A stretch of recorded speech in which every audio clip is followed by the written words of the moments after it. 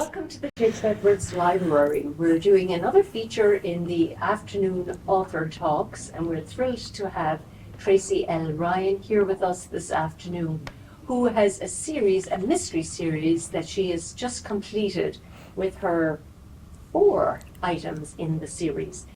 Great, thanks Margaret. Thank you for having me again. So super happy to be here again. And so I figure I would start with just a little bit about me, just for folks who have not heard of me. So I did actually live in Southbridge for about 10 years, so when I first got married. And then we moved to Sturbridge purely for a commuting thing, because right now it's, 200 yards to the Mass Pike compared to 20 minutes. So, but I wanted to, kind of go through, like I said, a little bit of my background. I grew up in Hardwick, so for those that have not heard of Hardwick, to me it is that quintessential New England small town. And in fact I think in the 4th book I even dub it as kind of that typical Norman Rockwell type town. It's beautiful. If you haven't been there, definitely go give it a try. It's got a beautiful common area. Now it's a coffee shop, but it used to be the Hardwick General Store with the post office. It's like mail is not delivered. You actually have to go to the post office and pick up your mail, which my mother still does because she still lives there. The house that is that I describe in the series is actually the house that I grew up in, that my mom still lives in. It's about a 225-year-old colonial, which I do not recommend buying a 225-year-old colonial, but we're slowly redoing it inside. I mean, it's got tons of character. I have been asked the question, because in the books I spell Hardwick with an E at the end of it, which is not the official town name, but I actually did that to give a nod to Lord Hardwick, who the town is named after. So it's the Old English style of spelling. So I wanted to give a nod to, the founder of the town, if you will, because folks from the area are like, why did you put an E on the end of it? Do you not know how to spell the town that you grew up in? And I'm like, no, I wanted to kind of throw a little history in there. Also, too, the town boasts the oldest agricultural fair in the United States. So it happens the 3rd weekend of August every year. Again, if you have not been, definitely go check it out. It is not commercialized like you'll see like the Topsfield Fair or some of the other ones, the Marshfield Fair. There's no amusement rides. There's cow judging. There's on Friday nights chainsaw contests. It truly is kind of, they're trying to keep it in that old school format of also, which I was lucky enough for a few years to be on the committee to judge the baked goods. So that was quite fun, getting to sample everyone's wonderful pies and cookies and all of that. So definitely worth checking out. But growing up, I spent most of my free time at the library. So I loved the library. Loved books. They've always fascinated me, especially mystery series. When I got old enough, I used to actually be a fill-in librarian there, in the sense of, if someone was out sick or whatever, they could call me on a Tuesday night and I would, go and help out. My father also, as a part-time job, cleaned the library, so I helped him. Well, he would say I probably didn't help as much as I could, because I was, again, levitating towards the books and, getting yelled at from him about not cleaning enough. But, helped out also with the story hour for the kids, which was a lot of fun, and doing, that. So again, literally my mother would probably say today that I spent more time at the library than I did at home growing up, which is cool. So let's see here. So I attended Westfield State University. Got my bachelor's degree there in marketing, and then I also got my MBA from Anna Maria College in Paxton. I've worked in financial services, I hate to say it, 30 years now.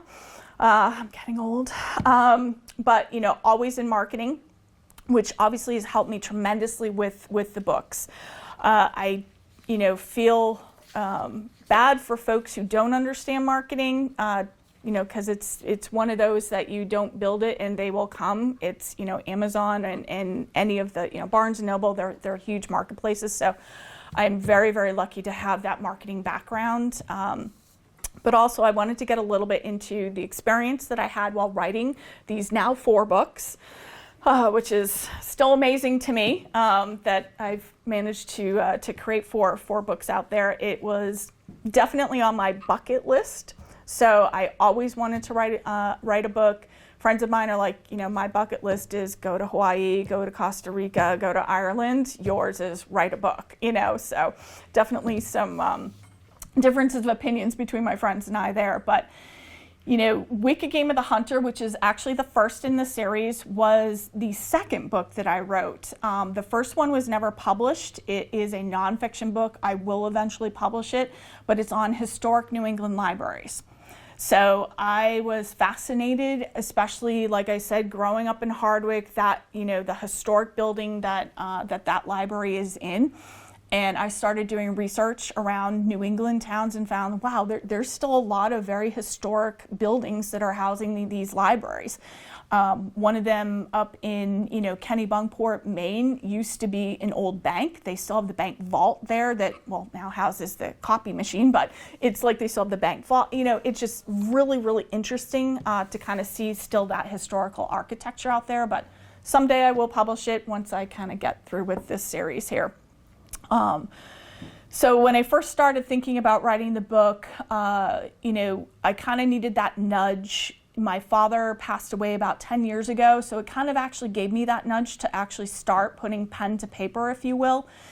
I found it very therapeutic in that sense that, you know, he knew I always wanted to write a book. Again, I always came up with excuses as to, you know, why I never had time.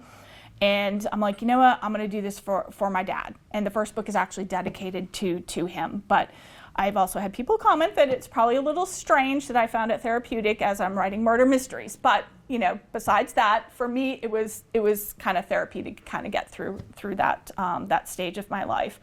And as I mentioned earlier, you know, Hardwick is very important to me, so I wanted to make sure that I included that in the book, kind of put Hardwick on the map, if you will, because so many people have never heard of the town, even those living in Massachusetts.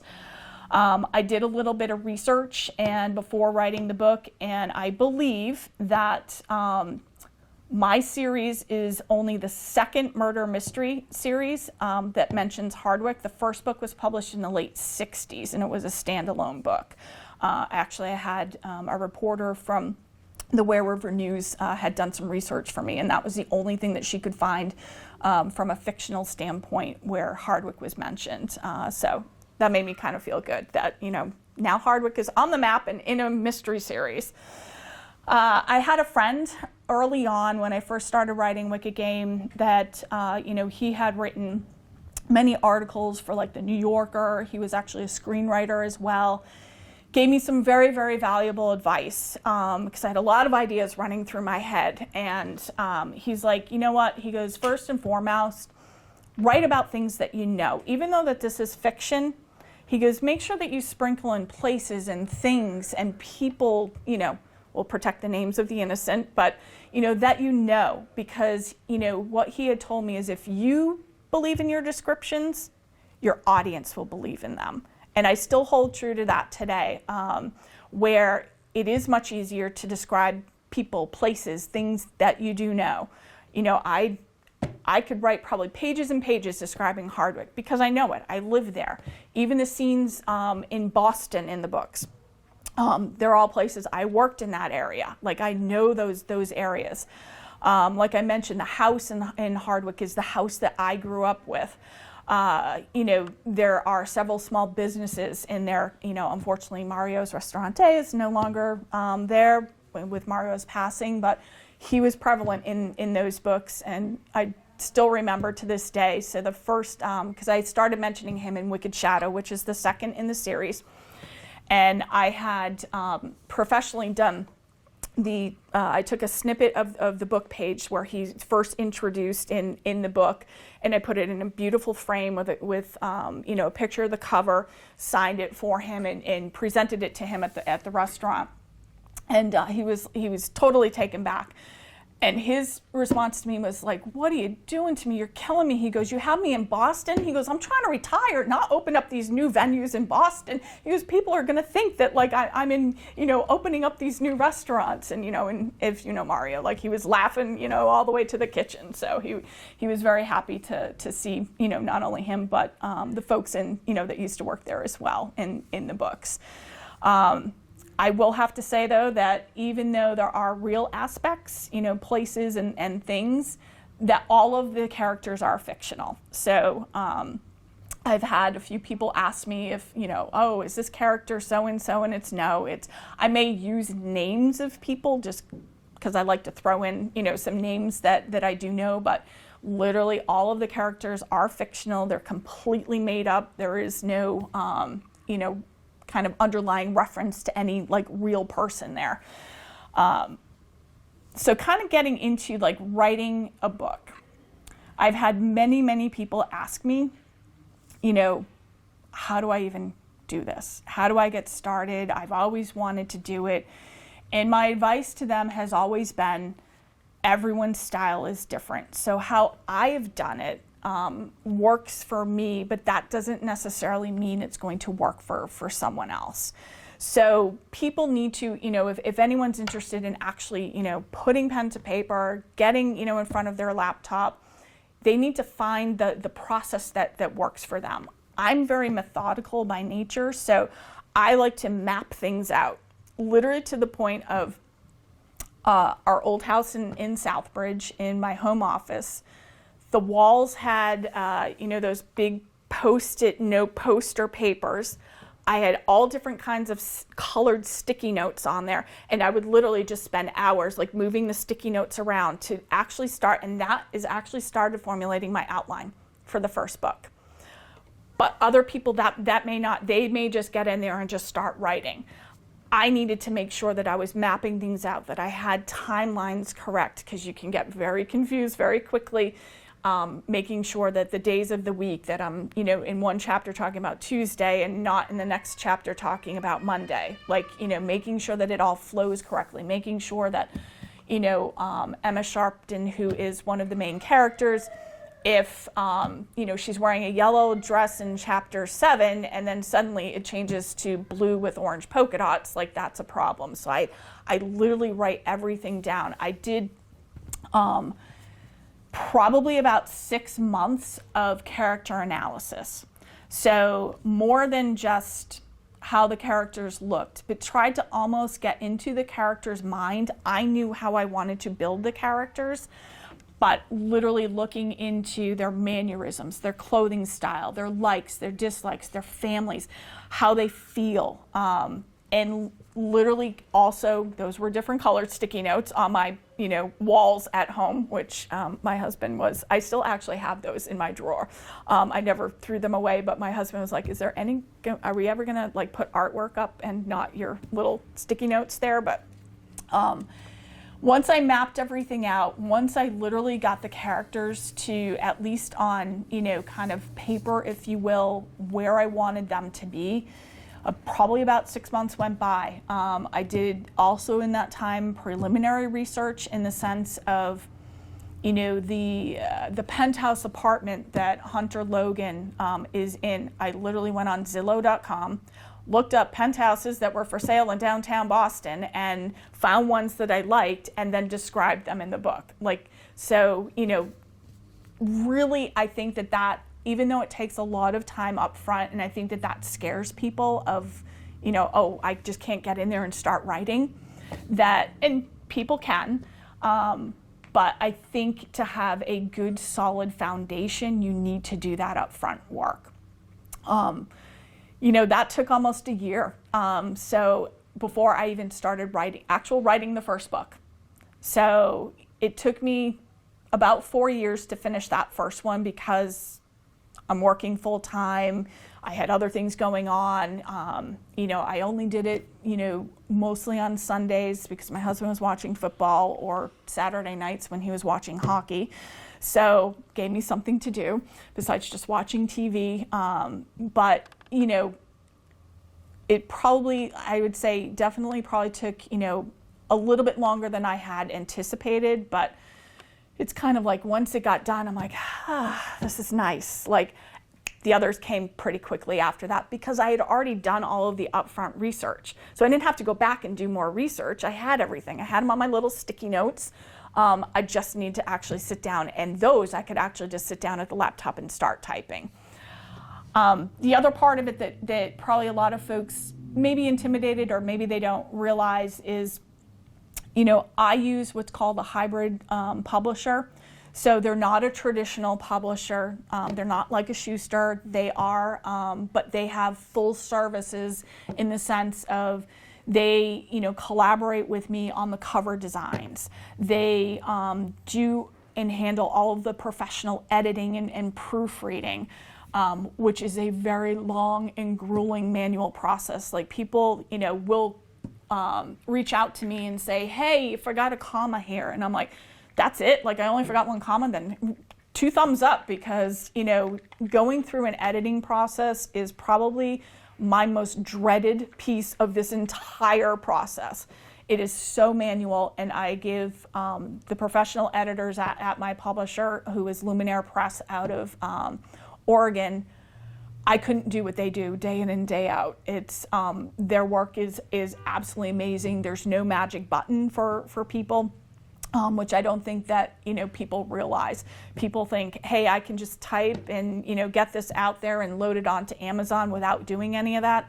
Strongly, discourage that. You really need to put the time and effort into it. So once Luminaire Press and I are happy with it, the manuscript is good, they've done the layout for me, they've done the cover, then it's uploaded to Amazon for both a print version and digital publishing version. All in all, takes about 4 to 6 months. So you figure on average, takes me about a year to actually write a book, another 4 to 6 months to actually get it to where it should be and published. So you're talking, probably about a year and a half before, from start to finish for a book to get out there. So Amazon, I will have to say, they are fantastic. They are very good to independent authors like myself. Most people forget that they started out as a bookstore. So now they've got everything in the world, and I joke, like, if you can't find it on Amazon, it doesn't exist. But they are extremely generous to independent authors. So even to the point of Kindle Unlimited, and you pay a subscription for that, and you can, my books are part of Kindle Unlimited as well.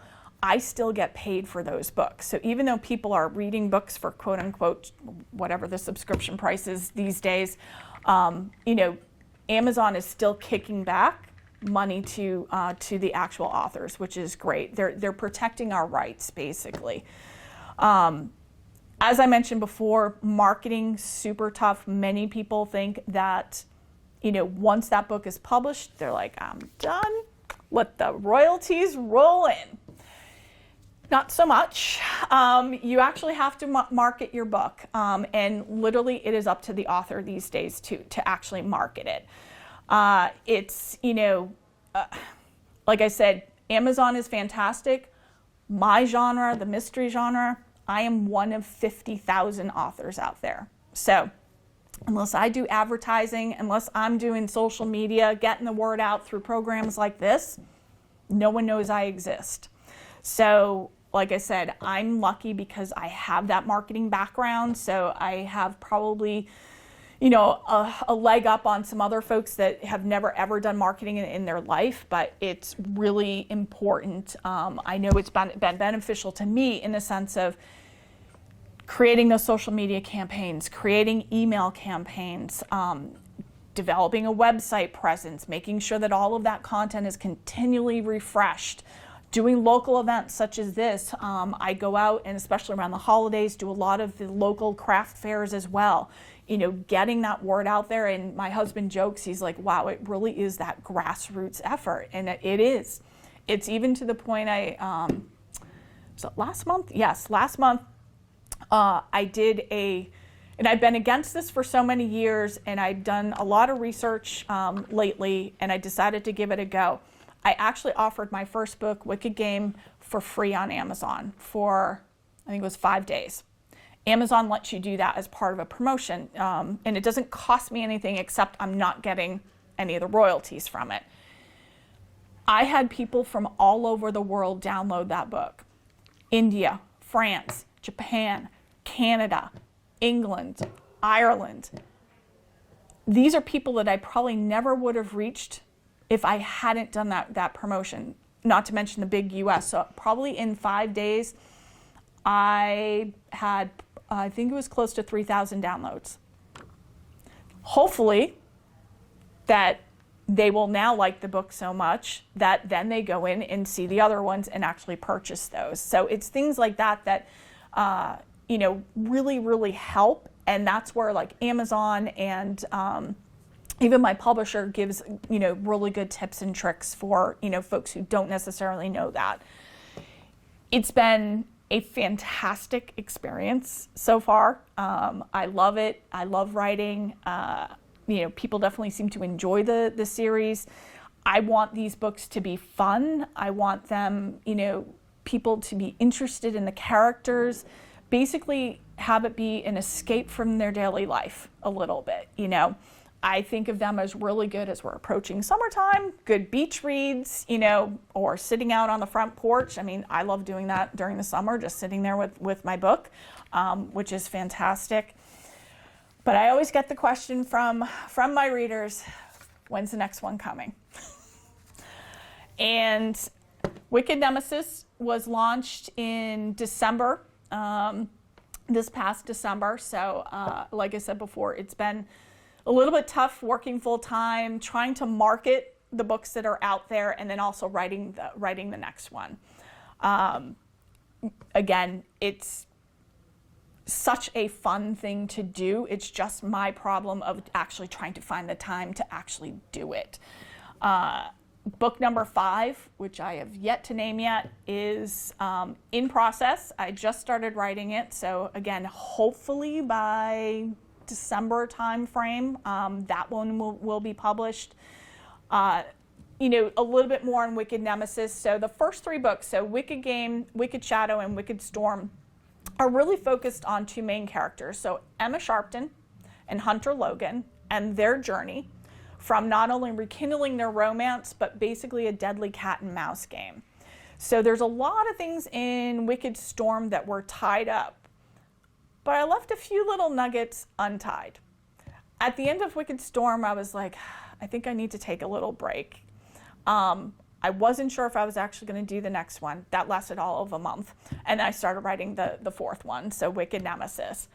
Wicked Nemesis actually has some of the same characters, but some different ones as well. It continues with those couple little nuggets that I left untied, but it focuses on Ryan Donovan. And in the first 3 books, so Ryan plays a part in those books.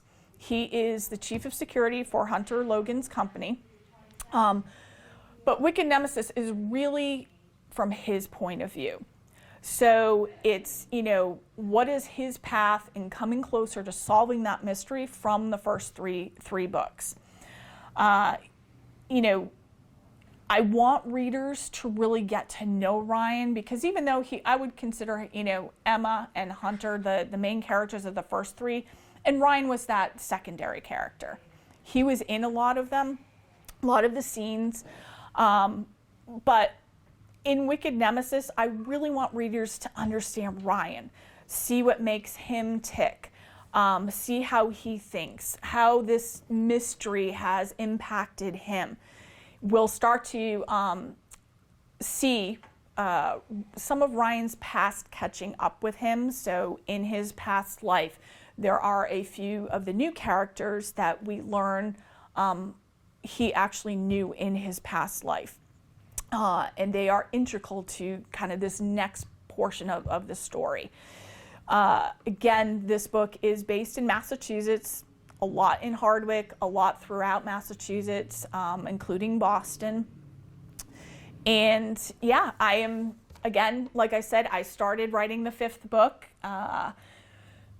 Hopefully I'll have it done probably by summertime is my goal. We'll kind of see where that ends up, but it will be that continuation. I don't know yet if it will, in this 5th one, kind of conclude this mystery, or if there will be a 6th one. So I haven't decided yet. And it all depends. And I usually, so again, part of my method for writing also is I never choose the title until I'm completely done with the book. I have some ideas, I write it down. I'll also write down notes to myself of, possible spin-off scenarios, things like that. So I think I might have enough for probably book 5 and 6, but we'll see, because I don't want to force it either. But there will definitely be a book 5 coming, hopefully later this year. But no, it's been fun. So I'm super excited about it. I hope that, folks are, super excited about these books. I have had lots of comments from readers. They'll reach out to me through my website and be like, oh my, I totally am, relating to your characters, and I feel like I know them. And even to the point, my uncle at one point, couldn't stand Hunter Logan because of some of his antics. And he's like, I really hate that guy. And I'm like, okay. That's the response that I want. I want people to feel things with these characters. I want them to relate to them. I've had other people reach out to me as well, being like, wow, some of your scenes, like on the Mass Pike, driving towards, Western, Central Mass, Western Mass, driving by Worcester, or going up, 95, 128 to Waltham area. I felt like I was in the car with you. Like I knew exactly where you were. So those are the kind of responses that I want from readers, because then, to me, like I said in the beginning, if you can relate to it, you tend to enjoy it a little bit more. So, questions? One question that comes to mind is that, do you see yourself as a visual person because of the detail that you're capable of describing? It seems to me that that's very impactful to you. It is, and it's actually, it's funny, Margaret, that you bring that up. So, because I actually use that at work. I'm an extremely visual person, and probably, the latest research that I saw is 90% of people are visual learners versus audio learners. And many of us are both, but I want to describe things hopefully not over the top so that it gets boring, but enough so that someone can say, hey, I feel like I know what Hardwick looks like, or that house that's in there. I want them to be able to visualize it in their mind as well. And maybe, who knows, someday, a movie will be made with these books. And I have very clear thoughts as to exactly what I would want in those different scenes, from a movie perspective. And then the other thing is technology and how that has helped your process in terms of being able to communicate with your readers, Mm-hmm. and, their feelings about, being able to give you feedback and stuff like that. So I think that's another sort of 21st century phenomenon that we able to embrace and stuff like that. And I'm just wondering if you think that desktop publishing is the way it's going to go, and people are going to, no longer have a legal pad and be sort of, I definitely do both. And it honestly depends on, so I always have a notebook next to my bed on my nightstand, because I will get these random ideas at 3 o'clock in the morning. Now, mind you, usually in the morning I have a hard time reading my handwriting, but I always bring on vacation with me a notebook, and I'm usually furiously writing on a plane or whatever, to the point where people have asked me, are you a school teacher? You are you're right. It looks like you're grading papers. I'm like, no, I'm actually writing a book. But there are also, Sunday afternoons, I'll just sit down on the laptop and start typing. Now, I have heard obviously, Margaret, to your point of new technology, obviously we know that AI is out there, ChatGPT. I personally can't see them ever taking over from what an author does. I think that there's, I've read a few articles recently, and, I just told ChatGPT what I wanted for a book, and it just popped out this, 200 pages, and it's but it's flat. It's not descriptive. It's, it doesn't have feeling in it. And that's only something that a human being can offer. At least that's my opinion. Maybe someday when the robots take over the world, it'll be a different story. But, I think that authors have a talent and they have a vision that cannot be replicated with technology. And I think the art world, the fine artists especially, they've had some success in mediating what ChatGPT can do, because there's some, I was just listening to it this morning actually, where you can feed ChatGPT saying that you don't want to be part of it, and that they have to recognize that you as an artist do not want your stuff replicated Right. or altered and presented as somebody else's work.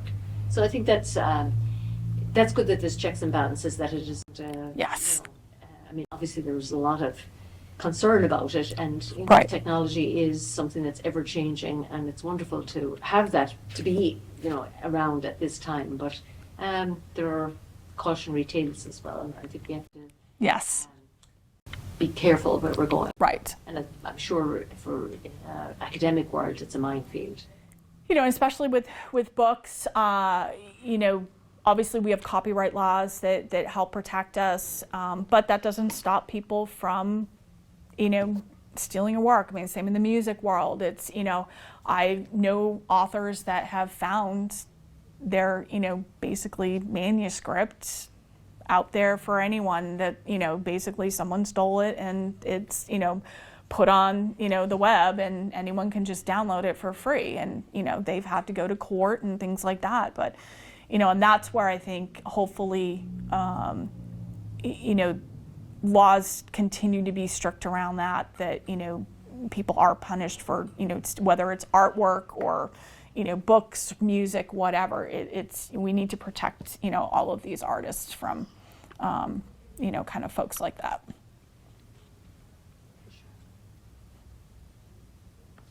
Great. Thank you very much. Thank you. Spend the afternoon with us. Absolutely.